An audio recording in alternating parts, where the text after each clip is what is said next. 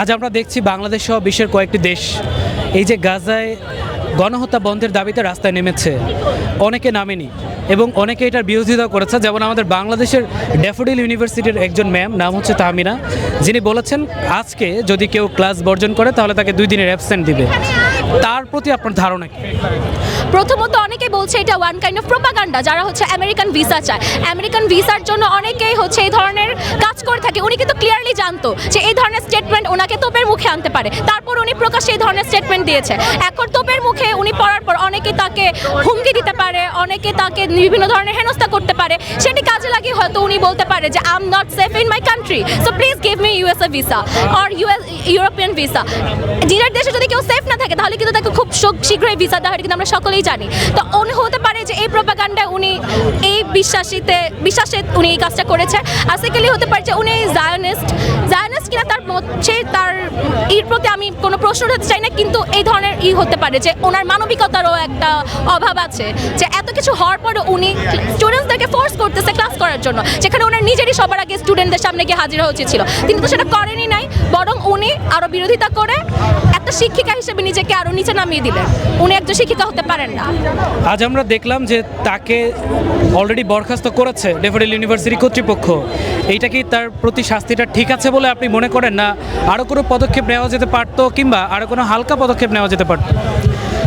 আপাত দৃষ্টিতে এটা আমার কাছে ঠিকই মনে হচ্ছে, কারণ কিন্তু প্রথমত উনি একটা রুলস ভঙ্গ করেছে। একটা স্টুডেন্ট অ্যাবসেন্ট থাকলে তাকে একদিনে অ্যাবসেন্ট দেওয়া হবে, এটা কিন্তু কোনো ভার্সিটির রুলসে নেই যে একজন আপনার ইচ্ছা মতো ক্লাসে না আসলে তাকে আপনি 2 দিন অ্যাবসেন্ট দিতে পারবেন। তো যে হচ্ছে গিয়ে আপনি কিন্তু নিয়ম প্রথমত ভঙ্গ করেছেন ইউনিভার্সিটির, সেই অনুযায়ী ইউনিভার্সিটি তাকে বরখাস্ত করতেই পারে।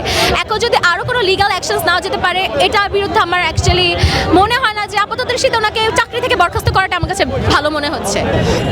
গাজায় ইসরায়েলি আগ্রাসন চলছেই, সেই বছরের পর বছর ধরে গাজায় ইসরায়েলিরা ফিলিস্তিনিদের, নিরীহ ফিলিস্তিনির উপরে হামলা চালাচ্ছে, আমরা দেখে আসছি। এই হামলার বন্ধ কবে হতে পারে বলে আপনি মনে করেন? হামলার তো আমার তো যতটুকু লাগছে যে যতক্ষণ না ওরা নিশ্চিহ্ন করে দিবে সম্পূর্ণ গাজা এবং রাফা ক্রসিংটা পুরো নিজেদের আয়ত্তে না ইসরায়েল নিয়ে আসছে, ততক্ষণ পর্যন্তই হয়তো বা এটা চলতে পারে, যদি আমেরিকা এবং পশ্চিমা দেশগুলো এটার বিরুদ্ধে কোনো না দেয়। যেহেতু ওনারা হচ্ছে ওয়ার্ল্ডের লিডিং পাওয়ার্স, ওনারা যতক্ষণ না কিছু করছে ইসরায়েলের বিরুদ্ধে বা ওনারা সিজ ফায়ার অথবা একটা কনক্লুশনে যাচ্ছে, ততদিনই হয়তো বা এটা চলতে থাকবে। কারণ সব কিছুই কিন্তু এখন আমেরিকা অ্যান্ড ওয়েস্টার্ন পাওয়ারাই ডিসাইড করে। সো আনটিল আমার লাগছে যে যতদিন না গাজারকে ওরা সম্পূর্ণ নিজের আয়ত্ত নিয়ে নিচ্ছে, ততদিন এটা হয়তো বা চলতে থাকবে। এই আগ্রাসনের বিরুদ্ধে সোচ্চার কয়েকটি দেশ এবং কয়েকটি দেশ নীরব। যারা নীরব আছে তাদের প্রতি আপনার মেসেজটা কি থাকবে? যখন আপনারা বিপদে পড়বেন, ধরেন যে একবার না একবার সকলেই বিপদে পড়ে, যখন আপনার বিপদে পড়বেন কখনো কাউকে পাশে পাবেন না, তখন আপনাদের প্রতি নির্যাতন চললেও সারা বিশ্ব চুপ থাকবে। অ্যান্ড একদিন সত্যের জয় হবেই হবে। আমরা জানি যে কোনটা সত্য, কোনটা মিথ্যা, কোনটা ন্যায়, কোনটা অন্যায়। যেটা অন্যায় সেটা একদিন শেষ হয়েই যাবে, যেটা ন্যায় আপাত দৃষ্টিতে যাকে আমরা পরাজিত দেখলেও আসলে কিন্তু তারা পরাজিত হবে না। একদিন ইনশাল্লাহ তাদের জয় হবেই। কিন্তু যেদিন হচ্ছে গিয়ে তাদের জয় হয়ে যাবে, যারা চুপ ছিল তারা যখন বিপদে পড়বে, কখনোই কোনো শক্তি তাদের বাংলাদেশ থেকে অনেক হাজার হাজার কিলোমিটার দূরে ফিলিস্তিন। বাংলাদেশের মানুষ চাইলেই ফিলিস্তিনের পাশে দাঁড়াতে পারছে না, সেটা হোক হচ্ছে সামরিক সাহায্য দিয়ে কিংবা অন্য কোনো সাহায্য দিয়ে। বাংলাদেশের মানুষ, সাধারণ মানুষ কিভাবে প্যালেস্টাইনের পাশে দাঁড়াতে পারে, কিংবা কিভাবে ইসরায়েলকে তারা কিভাবে এই গাজার গণহত্যা বন্ধ থেকে তাকে রুখতে পারে, সে একজন সাধারণ মানুষ হিসেবে কি করতে পারে মানুষ? আসলে আমরা তো অনেক ছোট একটা দেশ, আমাদের অত শক্তিশালীও আমরা না যে আমাদের কথাতে কোনো কাজ হবে, যেখানে মুসলিম বিশ্বের সবচেয়ে শক্তিশালী রাষ্ট্রগুলি এখনো চুপ। বাংলাদেশের কথা কেই বা শুনবে, কিন্তু আমি আমার অবস্থান থেকে, আমার বিশ্ববিদ্যালয়ের বন্ধুরা, আমার ডিপার্টমেন্ট, আমার অবস্থান থেকে দাঁড়িয়েছি যাতে আমি আমার বিবেকের কাছে ঠিক থাকতে পারি। এখন যদি আমরা সকল মুসলিম দেশটা আমাদের এশিয়ান সব রিজিয়নের দেশগুলো যদি একসাথে দাঁড়াই, তাও কিন্তু অনেক বড় একটা প্রতিবাদ গড়ে তুলতে পারি যদি আমরা সবাই একত্রে দাঁড়াই।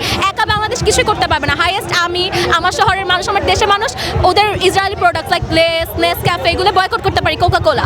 এর চেয়ে বেশি আওয়াজ উঠানো, দোয়া করা ছাড়া আর ইসরায়েলি পণ্য বয়কট করা ছাড়া আমাদের আর কিছু নেই। যদি সম্মিলিতভাবে আমরা একটি শক্তি গঠন করতে পারি তাহলে সেটা ডিফারেন্ট। ইহুদি মাত্র কয়েকজন বলতে সারা বিশ্বের মুসলিমের এগেইনস্টে যদি আমরা ইহুদিদেরকে গণনা করি তাদের সংখ্যা কিন্তু খুবই কম, কিন্তু তারপরও তারা এতটা শক্তিশালী কিভাবে? ইহুদিরা কিন্তু এই ওয়ার্ল্ডের সবচেয়ে বড় বড় বিজনেসম্যান, সবচেয়ে বড় বড় প্রতিষ্ঠানগুলি কিন্তু আপনি দেখে থাকবেন ইহুদিদের বিনিয়োগ, এবং সবচেয়ে বেশি ইহুদিরাই কিন্তু এর মালিক। তো এর জন্য পশ্চিমা দেশগুলো সবসময় একদম সেকেন্ড ওয়ার্ল্ড ওয়ার থেকে কিন্তু ওনাদেরকে অনেক বেশি মদত দিয়ে আসছে, সব কিছুতে ওনাদেরকে সাপোর্ট করে আসছে, কারণ জানে পশ্চিমা দেশগুলো যে ইহুদিদের নলেজ, ইহুদিদের বিনিয়োগ, ইহুদিদের সকল ধরনের সাপোর্ট ওদের দরকার হবে, এর জন্য ওরা ইহুদিদেরকে সাপোর্ট দিয়ে আসে, কারণ ইহুদিরা সবসময় ছিল এগিয়ে, কারণ ওদের সবসময় দেখে আসবে কিন্তু অনেক বেশি বুদ্ধিমান হয়।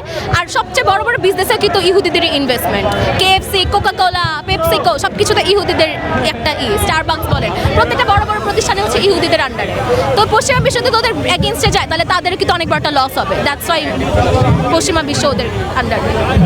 আমরা দেখতে পাচ্ছি যুক্তরাষ্ট্রের ডোনাল্ড ট্রাম্প, যিনি প্রেসিডেন্ট হয়েছে মাত্র 3 মাসও হয়নি, এর আগেই তিনি ইসরায়েলের পক্ষে এই যে মুসলিম নিধন কিংবা হচ্ছে ফিলিস্তিনকে নিধন করার জন্য সে প্রকাশ্যে এসেছে। তিনি বলছেন যে এই যে ইসরায়েল ফিলিস্তিনিকে হত্যা করছে এটা যৌক্তিক। তার এই বক্তব্যে আপনি কি একমত, না তার এই বক্তব্যের বিরোধিতা করছেন?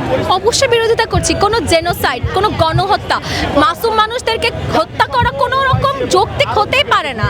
যে যৌক্তিক বলবে তার মানসিক এবং মানবিকতা তো একদমই নেই। এটা কিভাবে যৌক্তিক হয়?